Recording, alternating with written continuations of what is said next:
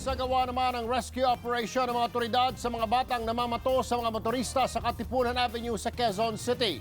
Hiling naman ng ilang grupo sa mga pulis, tutukan ang pagbabantay sa lugar. Umaaksyon si Lindo Flora. Biyernes ng gabi ng planuhin ng Barangay UP Campus, Station 9 at Women and Children's Desk ng QCPD ang gagawing rescue operation sa mga batang nananakot umano para makapanlimos sa mga motorista sa Katipunan Avenue. Pagsapit ng alas 10 ng gabi, tumulak na sa target area ang grupo. Ilang bata ang natanaw nilang lumalapit sa mga sasakyan. Lumapit ang ilang mga taga-barangay pero biglang nagtakbuhan ng mga bata.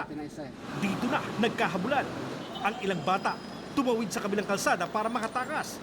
Buti na lang at walang masyadong dumarang sasakyan.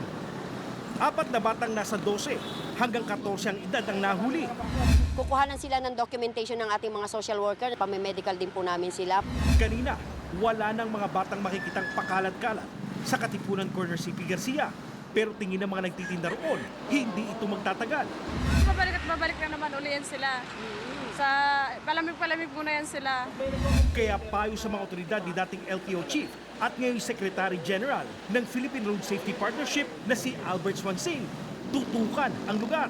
At para naman sa mga motorista, huwag dumaan sa Katipunan Avenue kapag alanganing oras.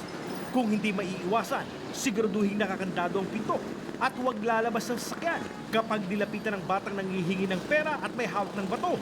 Patunugin mo yung busina mo, no, para maka-attract ng atensyon. At yung bagay na yan, siyempre makakalikha ng pagka-andap doon sa parte ng bata.